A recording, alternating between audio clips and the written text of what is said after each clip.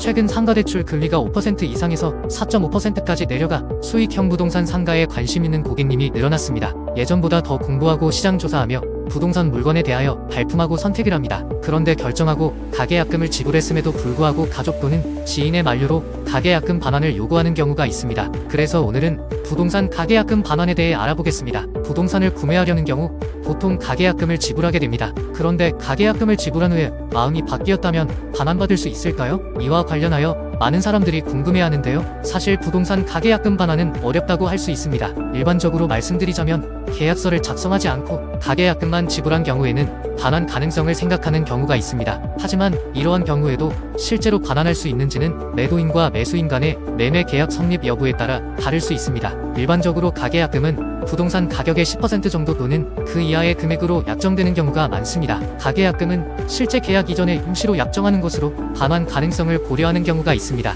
하지만 가계약은 정식 계약이 아니므로 계약서를 작성하지 않고 구두로만 약속하더라도 성립하고 효력이 발생합니다. 따라서 가계약을 파기하게 되면 부동산 가계약금 반환이 어려워집니다. 하지만 예외적인 경우에는 부동산 가계약금 반환이 가능할 수도 있습니다. 예를 들어 계약이 진행되지 않을 경우에 가계약금 반환을 명시한 특약이 있거나 단순히 물건을 예약하기 위해 가계약을 한 경우에는 반환이 가능할 수 있습니다. 하지만 이러한 경우에도 녹취나 서면의 증거가 필요합니다. 현장에서 반환 조건 특약사항을 서면으로 받아놓으면 가능합니다. 요약하자면 부동산 가계약금 반환은 금전이 오가고 양측 간 시간이 소모되는 상황이라 상당히 어려운 절차입니다. 따라서 부동산을 구매하려는 경우에는 마음에 드는 물건이더라도 가계약금을 경솔하게 지불하는 것이 아니라 신중히 결정하고 고민해야 합니다. 후회하지 않을 선택을 위해 충분한 고민을 하시길 권해드립니다.